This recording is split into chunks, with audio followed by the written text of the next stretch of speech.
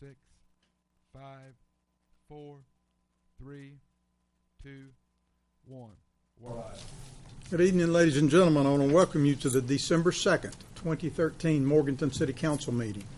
At this time, I'd like to ask Forrest Fleming, our city councilman, to lead us with the invocation. Yep. I'm sorry, pledge of allegiance. Yeah. I pledge allegiance to the flag of the United States of America and to the republic for which it stands, one nation, under God, indivisible, with liberty and justice for all. Thank you. You may be seated. Thank you, Mr. Councilman. Invocation is going to be given by Daniel Gutierrez, the pastor to the New Life Church of God. Daniel, please come forward. We're pleased to have you with us tonight. Thank you. Thank you for inviting me, and I applaud the invocation that we always have before every meeting. Let's bow our praise ahead and pray. Dear Heavenly Father, we are gathered today to give you thanks for the honor and the opportunity that we have entrusted us to take care of your people in this community. This board is made out of individuals that understand the challenges and issues that surround us and the importance of taking wise decisions. I ask you to give them knowledge to understand the facts, but at the same time, I ask you that you give them wisdom to make the right choices, not only to have a better place to live, but also to draw us closer to you, because our children and grandchildren will enjoy whatever we decide and agree upon today and the days that follow. We ask you all of this in Jesus' name. Amen. Amen. Thank you, Daniel, and I greatly appreciate the words that you put in your prayer. Thank you a lot. Organization special meeting tonight. Of course, this is the organization of our city council, and we're going to have the swearing in of our council members. And I would like to first recognize our judge. Judge, if you would come to the podium, and I'll introduce you. Mr. Mayor. I want to welcome you here with us tonight. Tom Edwards is a native of Eastern North Carolina. Didn't say where. I wouldn't tell people too much about that anyway. He graduated from Duke University, and I wouldn't tell a lot of people about that either. Sure, I understand that. And then received his law degree from the University of South Carolina Law School. After passing the North Carolina bar in 1977, Tom began private practice in Morganton. He continued in an active general practice until appointed as a district court judge in 1999, a position in which he was twice reelected since 2012. Tom has been serving Burke and Caldwell counties as a resident Superior Court judge. We're pleased to have you with us tonight. Thank you, Mr. Mayor. Pleased to be here. Yes, sir. Thank you. The first councilman you will swear in is John Cantrell. Cantrell, if you'll come around, please, sir. And John's family members. Brenda.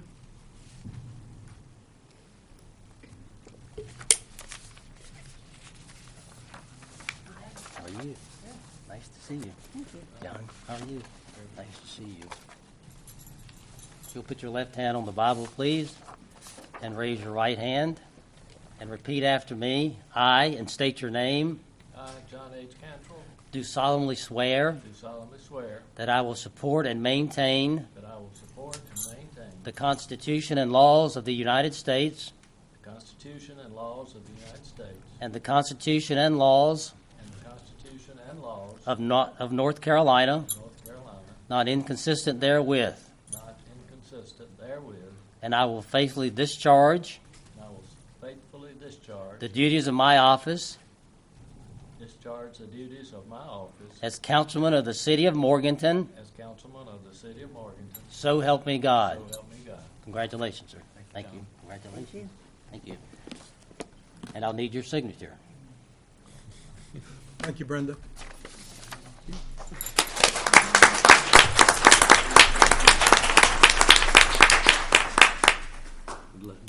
Yes, you are.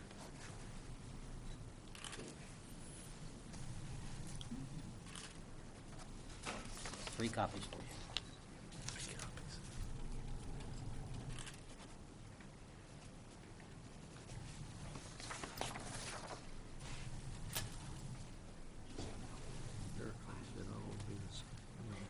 That's all right, please. Congratulations again. Thank you for your willingness to serve. Thank you. Ronnie, All right. you and your family, please. Ronnie Thompson, our newest council member.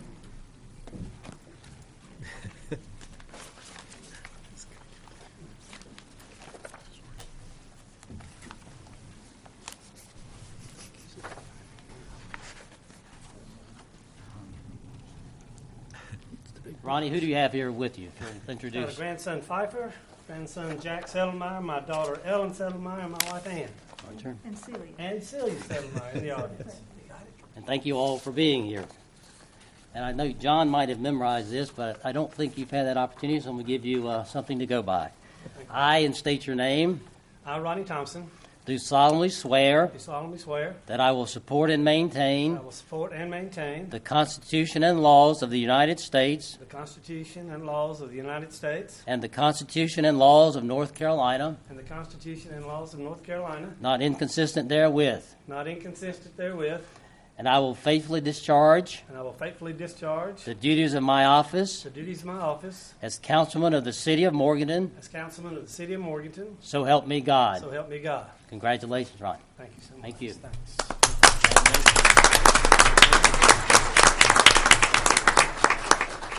And thank you and your family. Give me 3 signatures. Now I can do it. Get my legal name. There you go. At least it's not a check. All right. There'll be more coming. It's not a check. One more. Okay. No one underneath it. Tom, thanks for all this. Go ahead and do it, Ron. Congratulations. Go back a long way. Yeah, we do, don't we? That's right. Thanks, Tom. Congratulations Thanks. again. Thank you, sir.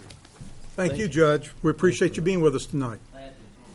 Congratulations. At this time, I'm going to ask John Cantrell if he'd like to make any remarks. I'm very thankful that I was reelected, and I hope that each one of the people that supported me during this election will not be disappointed, and I can assure you that I will do my best.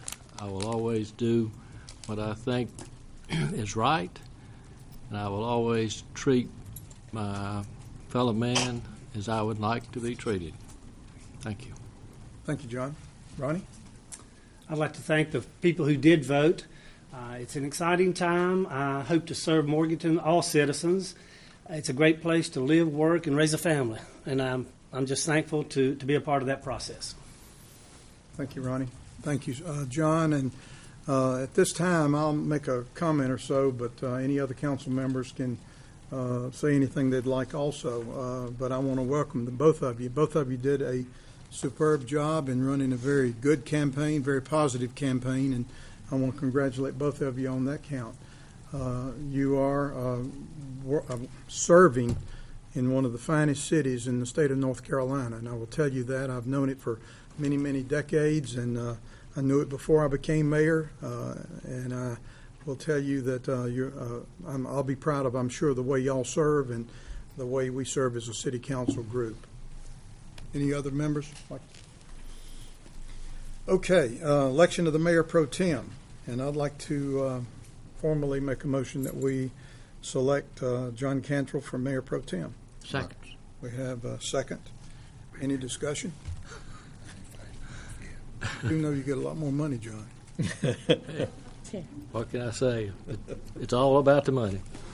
All in favor say aye. Aye. Opposed? Okay. Set the meeting date. We will always meet the first Monday of each month, except in September. And The no. first Monday, except for July. July. Right? Okay.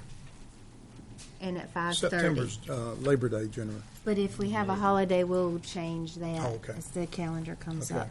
And we don't need, yeah, okay. All in favor of the First Monday? Monday at 5:30. Aye. You got a second? I'll second it. We need Sidney, one. second. All in favor say aye. Aye. Opposed? Okay, appointment of standing committees by the mayor. Finance will be Mel Cohen and John Cantrell. Personnel, Forrest Fleming and Sidney Simmons. Streets is Forrest Fleming and Ronnie Thompson. Utilities, which just was formed recently, will stay with Forrest Fleming and Sidney Simmons. And now we need to do a consideration of a banking resolution, and I have to make a motion to excuse you from voting on this, Ronnie. I understand. Okay, all in favor? Well, I need a second. We have to excuse Ronnie. He's on one of the boards of the bank. Second. All right, we have a motion second. Any discussion of that? All in favor say aye. Aye. Opposed? Okay. Now I need a motion to adopt the resolution. I'm looking for it. You got it. Yeah, yeah. Resolution authorizing the city of Morganton to transact business with First Citizens Bank and Trust. So moved. Okay, we have a motion. A second? Second. All right. Any discussion? All in favor say aye. Aye. Opposed? Okay. Introduction to the city council. On my far right is Ronnie Thompson. Welcome again, Ronnie, to our council. Forrest Fleming, both city council members. Louis Vina, our city attorney. I'm Mel Cohen, your mayor. Sally Sandy, city manager. Sidney Simmons, city councilman. John Cantrell, city councilman. Kelly Russell, recording secretary. And Becky Brinkley, interpreting for our deaf community. Okay. We have a somewhat pleasant and a sad resolution to read on behalf of one of our leading employees. Johnny Williams, if you'll come to the podium. A resolution honoring Johnny R. Williams. Whereas Johnny R. Williams was employed by the city of Morganton as pipe mechanic in the water treatment department in October 23rd of 1989. Promoted to senior distribution and collection system operator in the Water Resources Department on July 1, 2004. Reclassified as Distribution and Collection System Operator on July 29, 2004. And whereas Johnny R. Williams has faithfully served the city of Morganton in the Water Resources Department and has given of his time and effort for the benefit of the citizens of Morganton for 24 years and 6 months. And whereas Johnny R. Williams retired from the city of Morganton as Distribution and Collection System Operator in the Water Resources Department on December 1, 2013. And whereas the Morganton City Council wishes to officially recognize the contributions of Johnny R. Williams and express their appreciation of a job well done. Now, therefore, be it resolved by the City of Morganton that the mayor present this resolution to Johnny R. Williams. Adopted this the second day of December 2013. Mel Cohen, Mayor. Sally Sandy, City Clerk. Make it some form of motion. Second. All in favor? Aye. Say aye. Thank you. Johnny, you're definitely going to be missed, seeing you drive the streets and problems in our community and the water system. Thank you, sir. And I mean that sincerely. And you're welcome if you want to. You don't have to, but say anything you want. I'm good. Okay. We appreciate everything you've done. Thank you very much. Thank you all. Thank you, Johnny.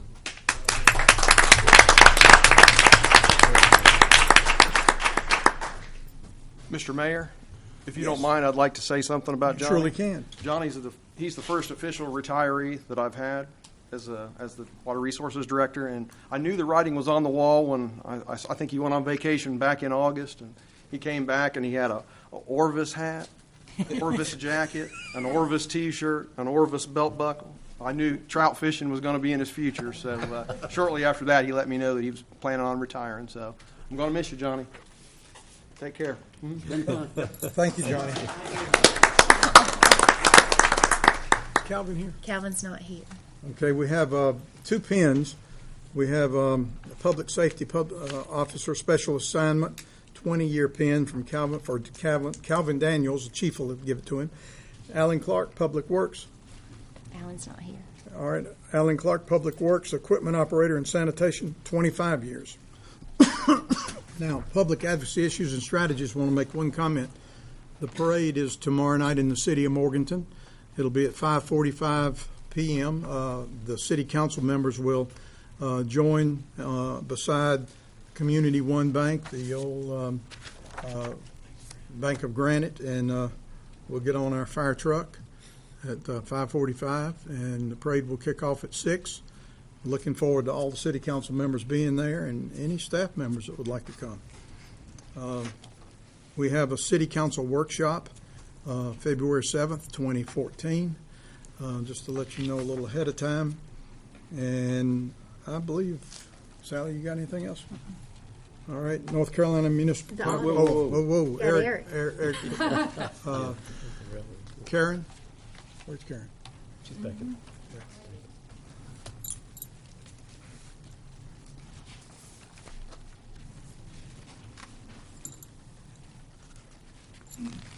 Good evening. I'm excited this evening to bring to you kind of a snapshot of our financial condition as reflected in our financial statements and as was audited by Eric Bowman. Eric is here, and he's going to let me do some talking, and then he's going to talk a little bit, and then we'll move from there. I'll certainly entertain questions as we go, or you can hold them to the end, whichever you're more comfortable with. So I guess the most important thing for you to know about our audit is that we did get an unqualified, often referred to as a clean opinion, which means we're legal and we can operate, continue to operate. So, and then this is a quote that's in our audit that Eric made, and it's certainly worth repeating out loud. In our opinion, of course, that's the opinion of our auditors. Based on our audit, the financial statements present fairly, in all material respects, the financial position of the city of Morganton. Okay, I have a bunch of different graphs tonight because I think pictures tell a lot. In some ways, they're a lot easier to understand than numbers. So as we kind of flip through these, I just kind of want to point out to you the things that I think are kind of wow moments for us. The first, which I believe you all are looking at, the first graph, I think the most significant thing you see there from our citywide revenues is that almost half of our citywide revenues are generated by the electric fund. It shows you again at a glimpse how significant our electric business is to our city. And then I think the other thing that really struck me while I was putting this together is that the water funds, wastewater funds, and the cable funds are all pretty much equal in size, at least in terms of dollars. And I thought that was kind of fascinating. And the last point I would make on that slide there is that our general fund generates about $19 million, which is, of course significant. But when you look at that and compare it to what our utilities generate, you get a better perspective of the city's finances and the size and dimensions of what we do. So this is the other side of it. The revenues are always fun to talk about. The expenditures, well, not so much. And what you see there again is that, once again, the most significant, the largest, is electric. The one thing that I would point out throughout this presentation, which tends just to look a little bit unusual, is the wastewater fund. You might want to keep your eye kind of on that as we flip through the screens. And timing is the name of the game with our wastewater fund. As you remember, we are in a major capital project rebuild, and so the timing of when the reimbursements are coming in from the state and when we are getting the billings out is what causes it to look just a little bit unusual this year. Next slide is a general fund summary. That's what we all care about. And of course, we all know the general fund is the basic operations of the city other than our utilities. And what I would point out to you there is I think it's rather amazing how flat basically both our revenues and our expenditures are. We have stayed very constant through our economically difficult times. Fund balance. That's something that we're all interested in, and we know that fund balance is, in terms of checkbook accounting, is simply the balance that we have, kind of the leftover, that we can use in future years. It's kind of like posting your deposits and writing your checks out of your checkbook, and whatever that balance is, another term for that is fund balance. What is significant here is our reserves, and if you think about even your personal balance sheets, you own your home, and it's a value to you. It's an asset, but it's not liquid cash. And the government works the same way. We have some non-spendable money. We have some non-spendable assets, rather, that being primarily our infrastructure. And when we're getting into the calculation, we have to kind of subtract these things out. This is all dictated by the LGC. And on the screen in front of you, you see how we arrive at available fund balance. And that is part of the calculation that you see now on this screen. The most important, these three numbers are significant to you. Our available fund balance, less our committed fund balance. The committed fund balance represent items that you all have said we are committed to. Some of those are legal, and then some of those are items that you all have directed us to not spend, but to keep in reserve. Those would be things like our PAL bill money. We have some other different reservations also. So our unassigned fund balance is actually $4,702,828. And what you see on this slide, which again is significant, is the ups and the downs. You can see that in 2011, we were at 28% of fund balance. And this local government commission provides guidance to us, although it's not law, that we maintain 8% of fund balance. The city council formally has directed us to maintain a 15% fund balance. And in turn, as you can see from this, we're okay because we're still at 26% of our fund balance. Karen, is there any reason that it's lower in 2013? I know it dropped to 26% versus 29%. Yes. And this is kind of like everything else we do. Nothing ever seems easy to explain. Okay. But when we went from 2011 to 2012, this calculation, though I hate to give away all my trade secrets, because then you may not need me. Right. It's two numbers. You take your total unassigned fund balance and you divide that by your general fund expenditures. And that's how we get to this percent. It's not really any harder than that. So if either one of those numbers goes up or down, it affects that percentage, logically, right? Yes. So we had, if you recall, I want to just refer quickly back. You see 2011 to 2012 jumped up. Correct.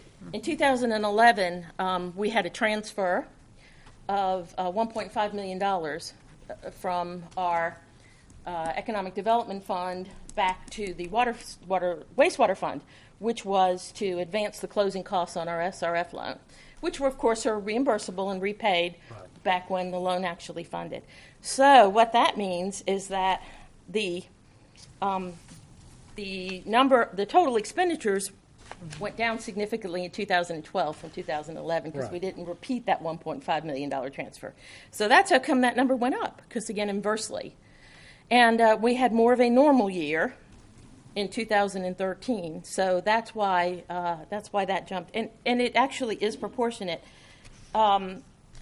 More significantly, and if you'll allow me just a few numbers here, our unassigned fund balance was about $5,100,000 in 2012, and it dropped down to $4.7 million in 2013.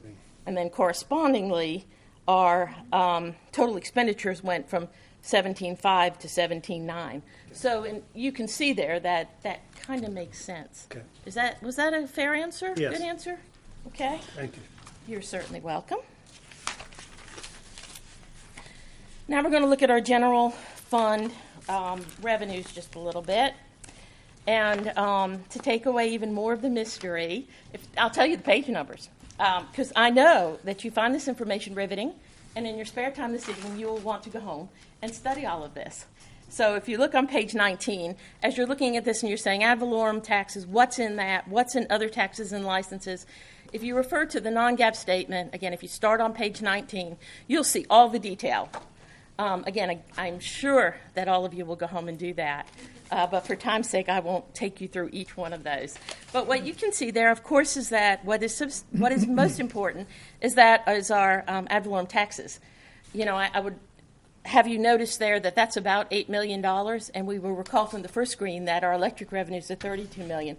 Sometimes folks don't realize that our tax revenues, while they are very important, they're 1/4 of our electric revenues. Okay? Now this one is a little more little more fun to look at because it has more numbers on it. You can see there that there is the things that are most important, I guess. Our ad valorem taxes have gone up a little bit. You know, we had a slight tax rate increase there, so that's probably not too surprising there. And then as you look further down, you can see a little bit of growth, like in other taxes, which was some privilege license growth. Remember, we had the video machines. So you can see there, as far as restricted intergovernmental revenues and sales and services, there's just not much change in that. We seem to be holding our own and being consistent. In general fund expenditures, I'm going to tell you what page that's on too, because again, I know you're going to go home and want to know that. It starts on page 21. And those are by function, and of course, that's all that accounting stuff that we're required to report by function. No surprises there, I don't think. Obviously, public safety is the largest area, the largest expenditure, and we know that they employ about a third of our workforce.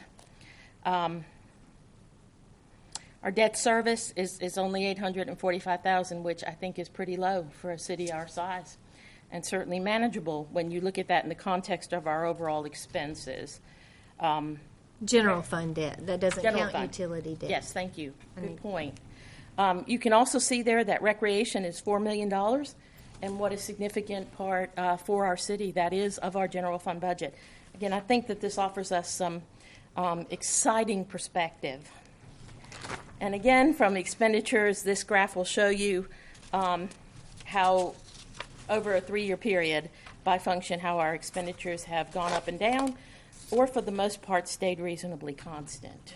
Karen, on that Yes. slide, will sorry. our debt service decrease for 2014? Okay. Yes. Yes and no. Don't you love those answers? That's a good answer. Good answer. Actually, our principal payments will go up. Our interest payments will go down because obviously our newer financings have been financed at extremely low rates. And so overall, in the general fund, they will go up. So, but, you know, I think that doing the financings is a good thing. What it does is it helps spread the burden over the life of the asset, and it takes an asset that we're going to use for many years, and it helps spread that cost to the taxpayers over the number of years. Yeah. And I really think there's value in that. So today's taxpayers are not assuming the burden for the future. Our proprietary fund revenues and transfers, again, just like the story we told earlier, the 3 utilities of water, waste, and cable are very similar in size. The largest of our utilities and largest of our revenues is electric. And what you can see there is that, again, it's pretty amazing how, if you look at that $6.2 million in 2011 for wastewater, again, that includes the $1.5 million transfer. But the others, you can see that it stays fairly constant. The growth in electric is always what we pay for our electric sales, and we have had rate increases because this is the revenue side. May I say something Please, there? yes. Because, you know, it's hard for me to be quiet. That's the thing that I would point out here. If you look at the size of that electric fund, and you also look at cable, because those are 2 things that not all cities have. It's very easy and very commonplace for folks to compare cities and places. You know, Morganton and Lenoir, almost the same size in population. Why are the budgets so different? Morganton and Hickory, I hear that a lot. Hickory's so much bigger. Why are budgets so similar? This is the story, because those places don't have an electric utility, and we're talking about $33 million a year in business that happens here for that. And so that is a large part of that story, why the comparisons are dangerous, and you always have to try to figure out if you're comparing apples to apples. Karen, what I heard you say, the wastewater fund decreased in 2012 basically because of the transfer of that $1.5 million. Is that One-time correct? transfer. Yes, Okay. You're correct. Absolutely. We've just talked about that. And then this graph again shows us over a 3-year period of time we can truly see the growth in the expenditures. Again, in the electric fund, that's all about the costs that are passed on to us. In cable, the growth, obviously, again, is the programming cost. This isn't new news to you all. You hear this from us during the budget process, and now you're seeing it in effect after all the numbers are compiled. So, for my part of this, that kind of ends my part of the presentation. But now I'm happy to answer any questions before Eric comes up here and talks to you about what he wants to talk to you about. Do you have other questions for me out of the audit? Or Karen, this is not a question, but I think it needs to be pointed out that this is a balanced budget. Absolutely. So, absolutely. and I think our citizens need to be reminded of that, and we're very cognizant of that on the city side. And in my compliments to the leadership of this council for acting responsibly during the budget process. I mean, you all work hard, you make tough decisions, and then you direct us as staff to carry it through. And we wouldn't be where we are financially, which is stable, if it were not for the direction and making the hard decisions that you folks make. And I appreciate that. Karen, I found it quite interesting when I reviewed this budget that out of a $70 million budget that the city has, that we receive around a little over $7 million in actually taxes. Mm-hmm. So that's out of such a large budget that seems to be a relatively small amount that we receive actually in taxes, and the rest of the revenue comes from electricity, water, and that sort of thing. So absolutely. So I mean, I think that's a very very key interesting point. to me. Good. But there's also sales tax to be considered, which we hope will be larger. We hope the top just comes off of it, right? Right. At 3 o'clock on Friday afternoon, you couldn't get a parking place over there. At Morganton Heights. Okay. Are there other questions, or is it time for me to bring Eric up? Or Eric, will you come join us? I'm just going to step aside in case you have other questions. I just wanted to reiterate a couple of things Karen said. One, on our fund balance being $4.7 million, we talked about last year that we really need to keep about 3 months reserves in fund balance. So that's about 24%, and as Karen said, you have 26%. So you're right where you need to be. And I know $4.7 million sounds like a lot, but it's really just adequate. It's not excessive by any means, but it gives us that cushion that we need. The other thing that Karen talked about was our expenditures being constant. I think that's pretty important. I think the general fund's expenditures went up 2%. That's as tightly as you can operate, I think. And, I commend the city for that. You just can't do a whole lot better than that. One thing I did want to reiterate is on the long-term debt. Sally was talking about the utility debt. As you know, you've gone through, or I don't guess you've completed the wastewater renovations yet, have you? We're close. Okay. So at the end of this year, because those renovations, our long-term debt in the utility fund went up about $5 million. This time next year, it will go up another $5 million. So that's adding about $10 million to our long-term debt. The debt service on that will be about $800,000 a year. So you got to think down the road that maybe we're looking at some rate increases. So I don't know how long you can go without that, but that makes a difference. And, those renovations had to be done. There's nothing you could do about it. But as Karen said, the interest rate is really good. I think it's 2% on that loan. Oh, yeah, absolutely. Yeah. So our interest is not much, but just the pure principal debt service is a lot. The other thing to mention is the city has $138 million of assets. That's a big business any way you look at it. As Sally said, a lot of people don't have electric. Obviously, nobody has cable, but that's a lot of assets to manage. And I really commend the department heads and Karen for doing a good job with that, and just the cooperation we get on our audit. Now, they probably talk about us behind our back, but they're real nice when we're here, and we appreciate that. So if you've got some questions, we'll try to answer them. That's just kind of adding on to what Karen has already said. Sally, you might have something you want to add to some of that. I mean, the good thing about all this and the pictures, and Karen and I talked a bit about the pictures because they just kind of tell the story. It's very stable. I mean, if you look at it through That's the the main last several thing. years, and they have not been easy years. It's been stable, and that's been on purpose. I mean, there's been a lot of decisions made to maintain that, and that takes everybody's cooperation. It takes the council's decisions, and then all the department directors and the employees' cooperation to make that happen.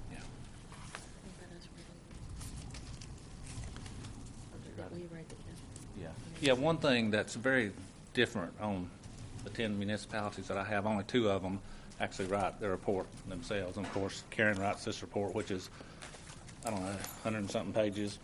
Very complicated, terribly complicated. The Governmental Accounting Standards Board sets the way this report is written. And I'm sure if you look at it, you say, why is it so complicated? We don't really have any control over that. And the Local Government Commission puts their twist on it, so it's a very complicated document. Investors look at it that invest in bonds, all the way from them to citizens. So you've got a wide range of people looking at these reports, and unfortunately, they're not easy to understand. If we could do it, it'd be about a 20-page report. We don't get to make that decision, but that's very unusual for the city staff to write that report because it is complicated. Of course, Karen's a CPA, and most non-CPA certainly could not write something that complicated. Sorry, I left that out. Very important. It's very important. And also get the Certificate of Excellence. You've had that for, I don't know how many years. A long time. And that's gone through by GFOA, and they're extremely picky. You won't get that certificate if that thing is not absolutely correct. So, and that's, the city doesn't have to do that. That's something that they voluntarily do. Thank you, Eric. And Karen, I want to thank you and your staff for, and I know how you fight to get our interest rates so low for things we borrow for, and I want to thank you on behalf of the City Council. Ronnie? Karen, I have one more question about the general obligation bonds. I know they appear to be decreasing. Will they be less in 2014? Oh, yeah. Isn't that great news? That's not a yes or no answer. It's just That's plain yes. Okay. Yeah. But there's always a caveat of. I knew there was something else There was coming. going to be something else coming. Yes, as a matter of fact, in the late winter of 2014, calendar year 2014, we will pay off our one outstanding bond issue. So in this year, our principal payments for that bond issue are $1,225,000. Next year, we will be budgeting only $425,000. So that's cool. You know, we're making progress, and to be a city that doesn't have bonded debt is very responsible. Now, Those here's are the water other and side. sewer bonds, For water and by sewer the way. Right. Now here's the other side of it. Okay.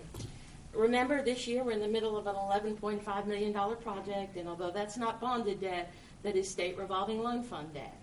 So we will be making debt payments on that. That will be significant. This year, we have the water filter media project going on, $1.7 million. We just did the water generator this year, $850,000. And the clear wells, which we hope to still resolve something with, around $1.2 million, which we hope to move on sometime with the financing of some kind, whatever we can do to get the lowest rate starting in January. So yes, it's exciting. Our bonded debt goes away, but we're replacing it with other things. Okay. That's good. Good answer? Yes. Thank you, Karen. Anything else? Nope, that's it. Thank y'all. you. Very good. I got a comment I'd like to make, Mr. Mayor. You go right ahead. I'm not new, but being here only 2 years, I guess, is new.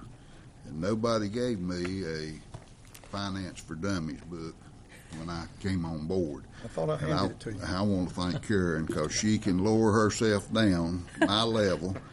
And I've gone in with my head locked in on something, and when I left her office, it was turned around and going the other way. So I want to say thank you. That's a kind comment. Thanks, Karen, for continuing to maintain our A-plus credit rating, too, which is very important. Thank you. North Carolina Municipal Power Agency number 1, Sally.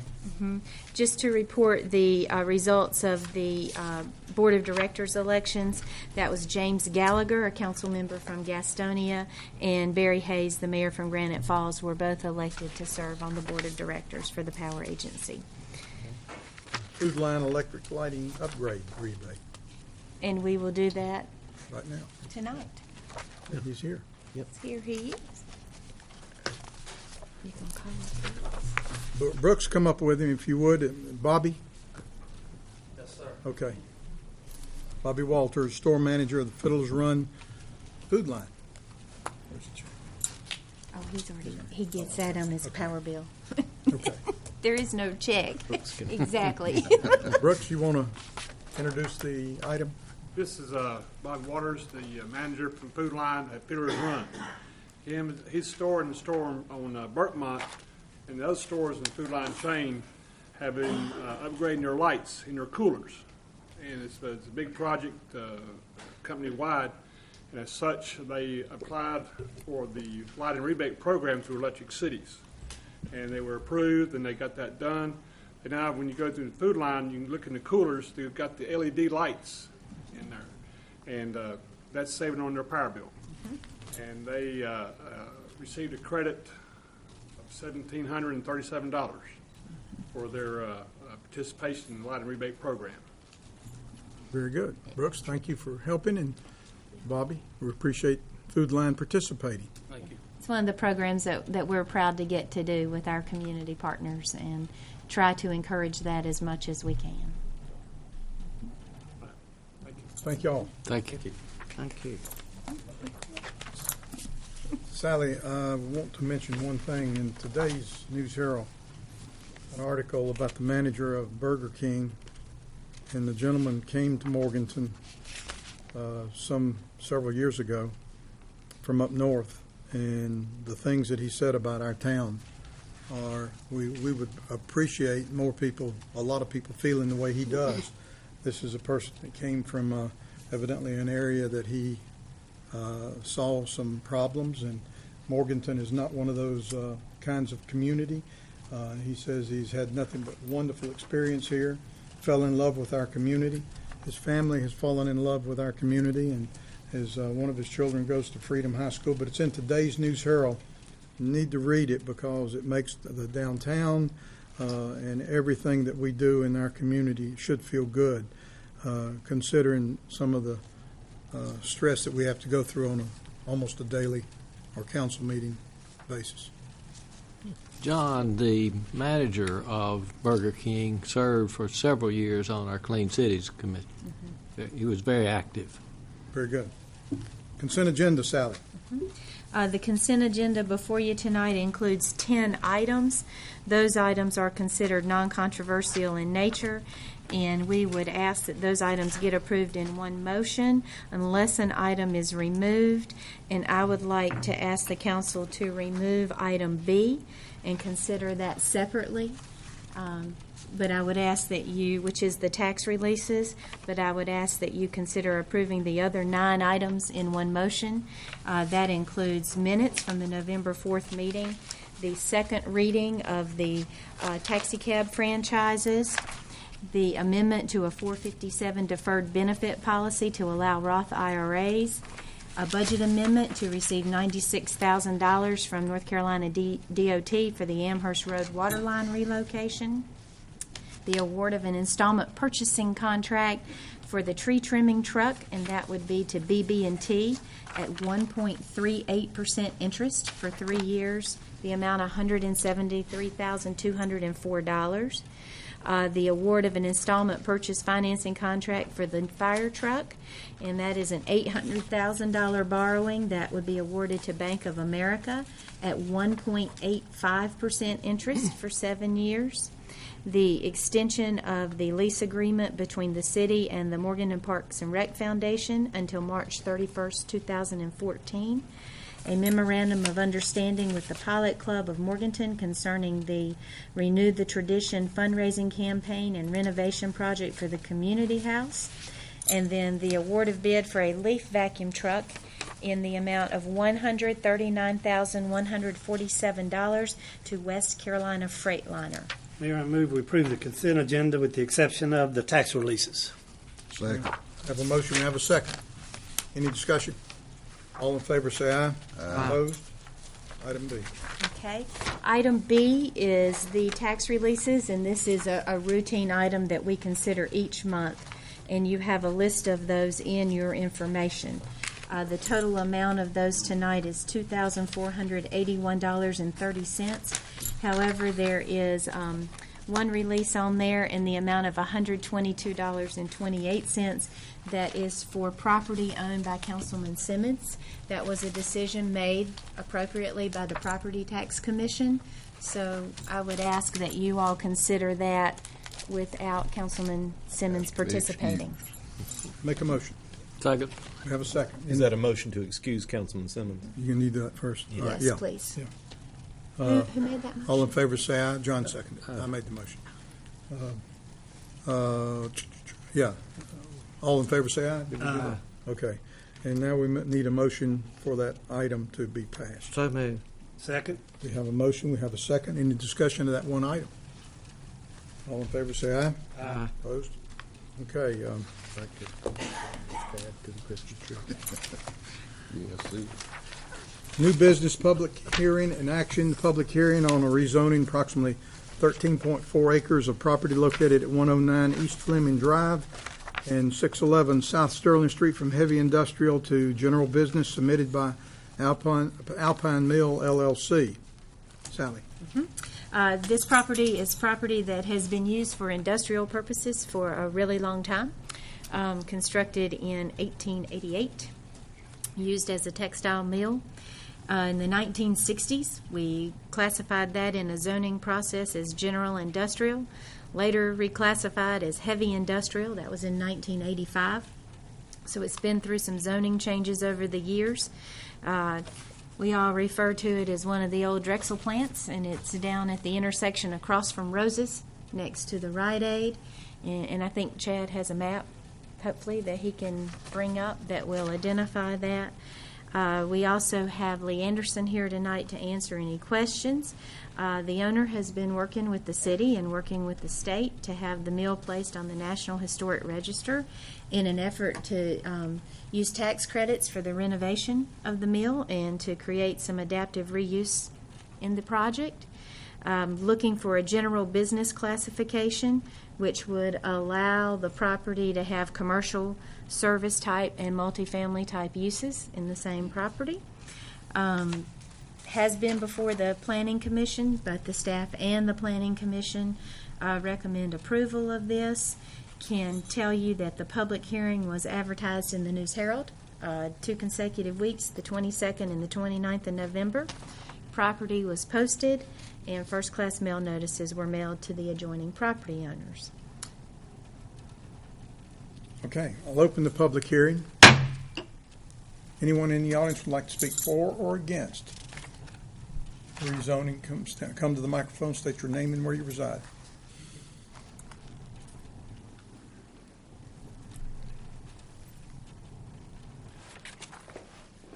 I'm Clark Irwin. I live at 742 Boss Road. This is my daughter, Jenny Irwin. She lives with me presently. She has a residence actually in downtown, the city. Nevertheless, I cannot answer adequately the questions about this or give you the kind of review that she can. I'm a dinosaur, boys. I'm about done. She understands the technology behind this, so I'm going to let her give you a short presentation. Thank you for the introduction and thank you for the opportunity. We bought this in 2010 and have waited for a long time for the opportunity to undertake this, and have gotten it designated as a historically contributing building. And so our plan is to go ahead and adhere to current code while restoring that nostalgia that so many people love. When we bought it, we had so many people commenting and sending in letters and pictures of their grandparents working there. And it's a real neat project that we look forward to bringing back to life. So we appreciate your consideration in this, and I'd be happy to answer questions if you have them. What's your schedule? Well, we hope to finish by December 31st of next year. So we're on a tight schedule. We're working. We have just altered the plans to accommodate 43 apartments. It'd be a senior living facility for the deaf and hard of hearing. That would happen if we do approve that. It would happen in the next 2 weeks, and we're working with banks now. And once we get approval for a loan, we'll go ahead and pull the trigger. It's 100,000 square feet total. That community would take up 55,000 feet. 45,000 feet, which would be the basement floor of the 3-story, and then the spinning room, which is the long piece that you see that is east of the 3-story building, would be commercial, retail, restaurants, offices. So we hope it'll be a mixed use that will be a happy home for that community, as well as a great place for the rest of us to enjoy as well. So Jenny, the picture's up on the screen. The long piece is going to be the commercial part, correct? The bottom floor of the 3-story. Correct. That is going to be commercial, as well as the piece to the right. Okay. The plans have changed from this, so that is not consistent with what we have recently passed. Right. We got word from the Park Service today that what we have submitted is not consistent with what they would like to see there. So we've got to do a lot of tweaking here and there. But we hope it'll be a beautiful entry into downtown Morganton, and anyway, general business would make that possible. Are there any problems with the setbacks for the for the railroad tracks on the back side of the property? It looks like you had parking originally set back there. Is that correct? Well, there's a lease with them that will continue on. Okay. And the opening on Sterling Street, that'll be planned for entrances only. Is that correct? Yes, sir. Okay. We're not going to open that can of worms with DOT. I understand. And Lee Anderson may need to ask this. The sewer line underneath that building, will that have to be replaced at all, or? Is that a hard question? That's an answer I don't have. Okay. I'm not into sewer lines tonight, but it was wastewater, and we just went right into sewer lines. So, Lee Anderson will try to answer that briefly. Again, the building was built in the 1800s and added on to in the 1930s and 40s over top of a public sewer line. That's pretty unusual. We don't have many of those in town. Recommendation is that line eventually be relocated out from away from the building and down to the street. As long as it's in good operable condition, though, it can certainly work. And as long as we can have access to the line to clean it, if it clogs, then we can do that. But long term, you'll probably be getting a capital request or part of the sewer budget to relocate that line at some point away from the building so that we can. Would it go over towards Rite Aid? That side of the building, probably? More likely, yeah. It would have to go kind of down and around the front of the building. Yeah. Any other questions of Lee? Not of Lee. But Jenny, you mentioned that the apartments would be for the deaf community. Yes, sir. Is that the only use of the apartments? Those 2 floors, they've requested 43 units. It's 50,000 square feet total with common areas. It will accommodate that. Code requires a window in an apartment unit, and there are adjacent buildings, and so we're trying to configure it in a way that will cater to what they need. There's also additional space in the acreage that's adjacent to it to the east that can accommodate future needs if they, grow, which is their desire. But yes, sir. So all of the apartments will be for the deaf community? Yes, sir. Okay. It's not a HUD project. The Deaf School Foundation is heading this up. And then we plan on introducing some apartments there as well in different parts of the building. Oh, okay. Now, do you know now about where the other apartments would be in relation to? Most likely, when you walk the building, it kind of speaks to you in a way, not to sound crazy. But to the east, on the 2nd floor, it's real pretty construction. It's part of the oldest piece. Right. And with the windows that we plan to introduce, it makes perfect sense to introduce living there. That's my desire. Right. I remember Alpine Cotton Mills. I'm glad you do. That was Cotton Mill Hill. That's right. That's right. Well, the old man gets to have one more word. John, in answer to your question, Ernest, she's too aggressive. If she gets it done by December 31st next year, she's going to be doing things that I can't do. And Ronnie, she will have to have cooperation from adjacent property owners to affect the kind of ingress and egress, the road system, the way that we anticipate. If they don't, then we may have to go back and rethink it. Okay.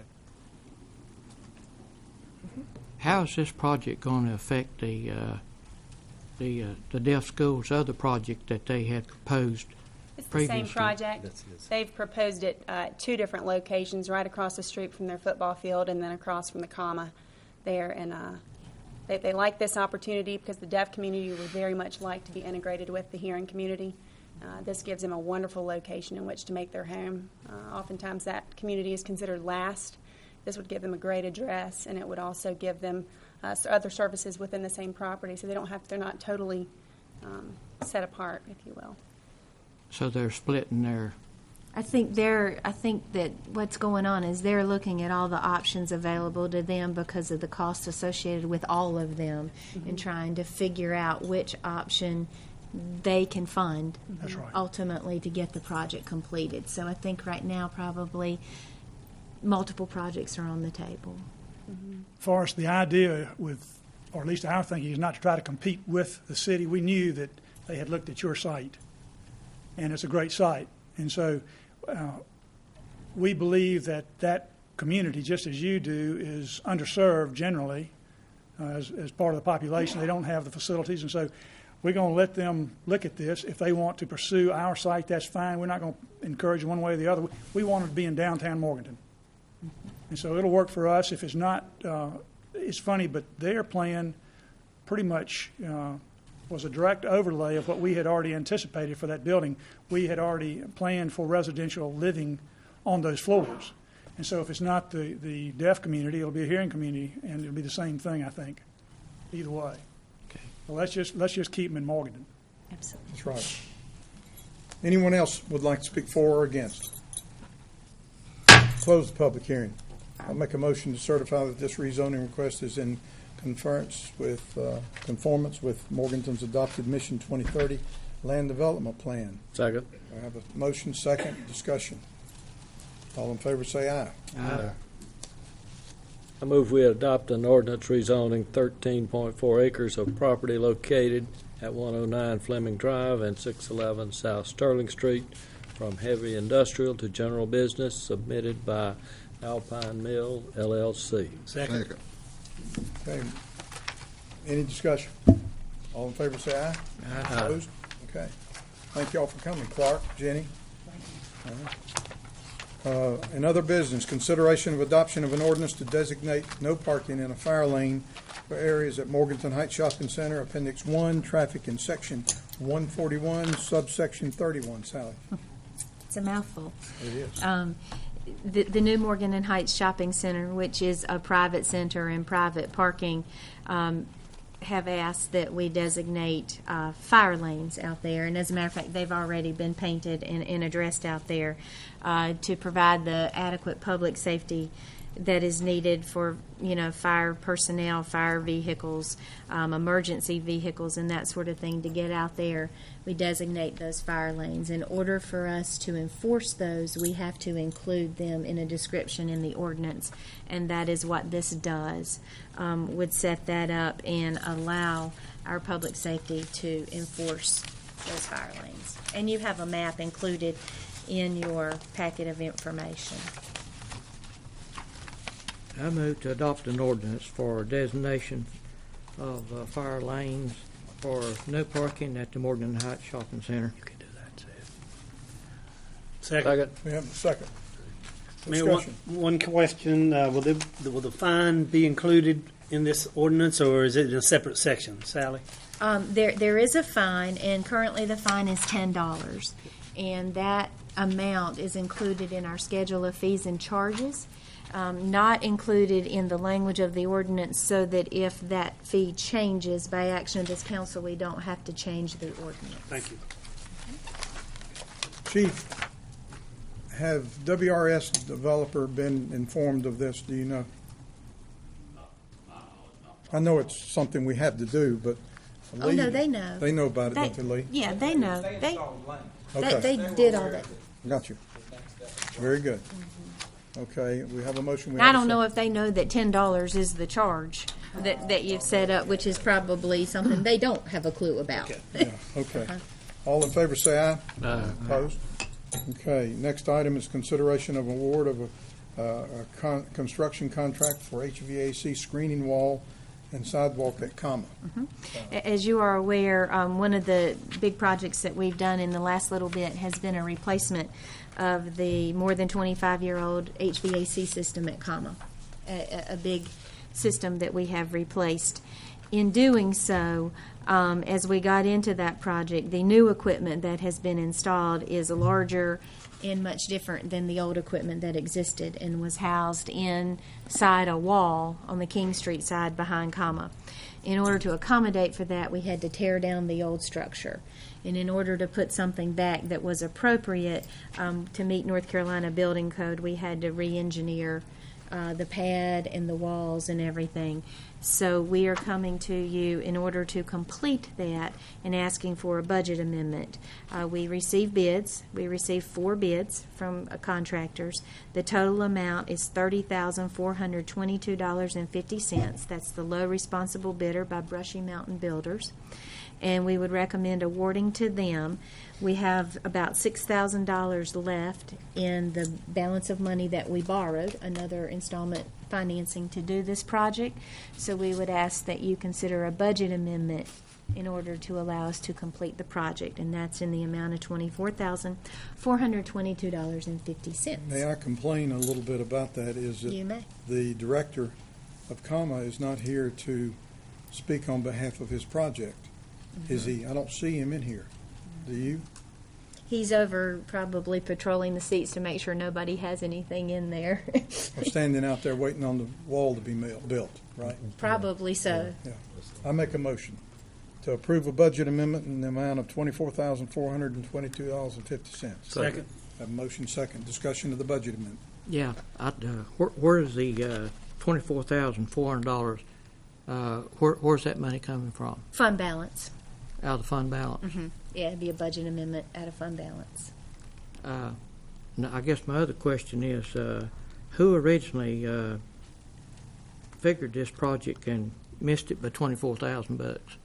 Well, when we originally did this some time ago, before we knew the specifications for the new units and before all that was put together and bid out, there was an estimate for what it would take to just take out part of what was there and repair that.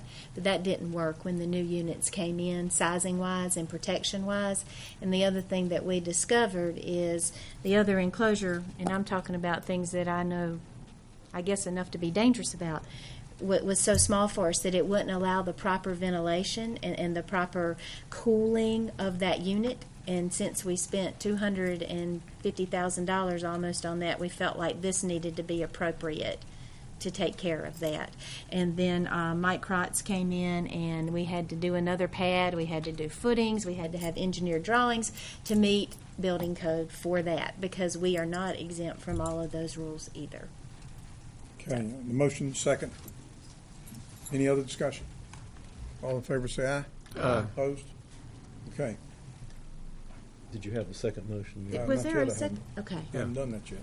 Motion to award a construction contract to Brushy Mountain Builders in the amount of $30,422.50. Second. Have a motion second. And any discussion of that? You tell him it went by very by the skin that it went by without him here. I've never heard of him not being here to defend his project. And he can watch it on Netflix, okay? Well, All he in is favor? quite anxious to have it done. You know how particular he is. But he must have forgot it. We had a council meeting tonight.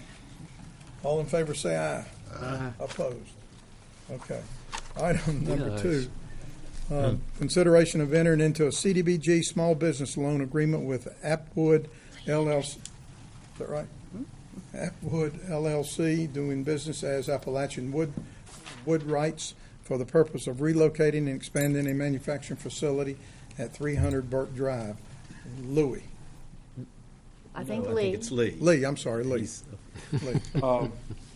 Each year, the city sets aside CDBG funds for the purpose of encouraging small business growth and entrepreneurship inside the city of Morganton.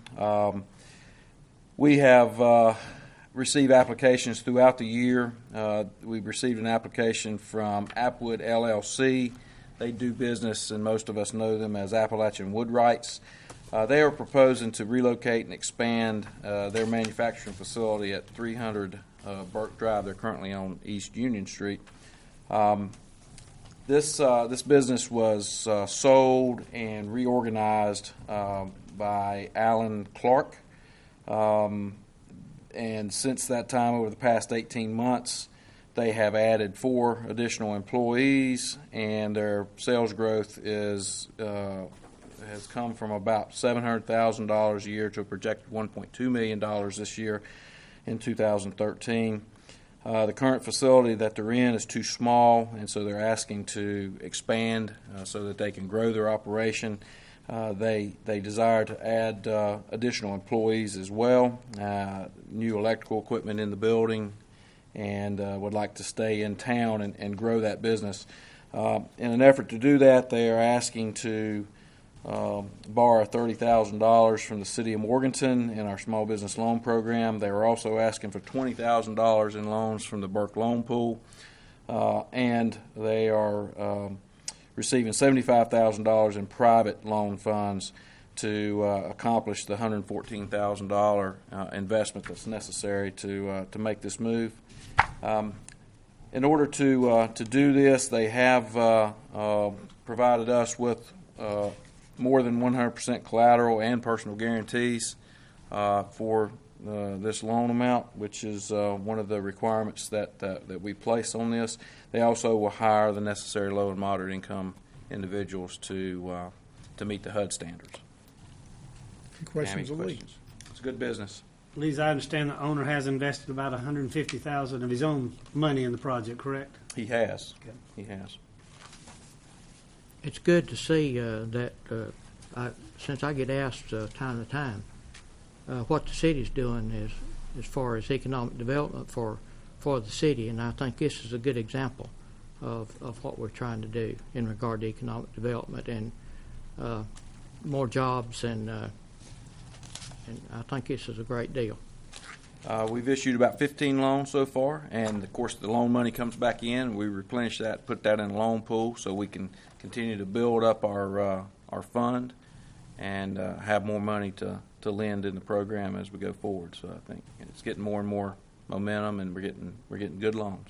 I make a motion to enter into a $30,000 CDBG loan agreement with Applewood LLC, doing business as Appalachian Woodwrights, for the purpose of relocating and expanding an existing manufacturing facility. Second. We have the motion. We have a second. Discussion. All in favor say aye. Aye. Opposed? Okay. Next item is consideration of appointments to the Airport Authority. And I'd like to recommend that Sydney Simmons be reappointed. We have upped your salary, Sydney. Good. And You earned every penny of it. And Don Wright will be reappointed along with Sydney Simmons. Let's make that in the form of a motion. Second. All right, we have a second. All in favor say aye. Aye. Opposed? Consideration of a recommendation for reappointment in the Burke County Tourism Development Authority. I make a motion that we put Sharon Jablonski back on that board, and I'll make that in form of a motion. Second. Motion, we have a second. All in favor say aye. Aye. Opposed? Consideration of appointment to the Western Piedmont Council of Governments Policy Board. Sally, you want to explain what that is? The Western Piedmont Council of Government, of which we are a member, which is the council of government that serves the 4-county area that we're in, operates by a policy board. And that policy board is made up of representatives from the local governments within the Unifor area, the 4 counties and the municipalities in those 4 counties. Each local government, has a vote. The way that works is there is an delegate to the board, and then there is an alternate in case that person can't be there. And that's how that works. And so you just need to make an appointment to serve as the policy board delegate that will represent the city, and an alternate in case that person cannot be there to vote. And it's a council appointment. Motion to appoint Forrest Fleming as Western Piedmont Council of Governments Policy Board delegate, and appoint Ronnie Thompson as Western Piedmont Council of Government Policy Board alternate. Second. All in favor say aye. Aye. Opposed? Next is a consideration of appointment to the Western Piedmont Council of Governments, the Transportation Group, Planning Group. One of the things that we participate in with the COG, which is a good thing, is the regional transportation planning. And we are a part of the Rural Planning Organization and also the Greater Hickory Metropolitan Planning Organization, the RPO and the MPO, because we have to have a lot of acronyms so that we feel good about what we do. And those two groups work together basically in assisting the 4 counties, the 24 municipalities, to develop what becomes the regional transportation plan through some planning and a process that goes on so that we can represent that to the state, to the DOT, and we can, work with them on how we get projects funded in this region. Made up of 2 groups, and that should say TAC, not TCC. The Transportation Advisory Committee is the group that is made up of elected officials, and elected officials from each of the entities serve on that group. There is also a Technical Coordinating Committee, the TCC, and those are the staff representatives that provide support and staff work for the advisory committee in that process. We need to make an appointment to the TAC. Mark Young is our representative on the technical committee, and that is also a council appointment and should be an elected official. A motion to appoint Ronnie Thompson as the city's representative on the Technical Coordinating Committee of Western Piedmont Council of Governments. It's actually the advisory committee. The Transportation Advisory Committee of the Western Piedmont Council of Governments, Uniform Rural Planning Organization. That's one of the higher paying It positions, is, right? much higher. All of these appointments Not come many with big rookies dollars. get that. Not many rookies get it. I lobbied for it. Yeah. All right, I need a second. Second. All right, we have a motion and second. Any discussion? No. All in favor say aye. Aye. Opposed? You didn't get a chance to refute that one. Congratulations again, Mr. Thompson. Thank and we're pleased to have him. And John, for your re-election and re-oath taking. I'd like to thank each one of you council members for the confidence you have placed in me, and I will do my best. Very good. Meeting's adjourned.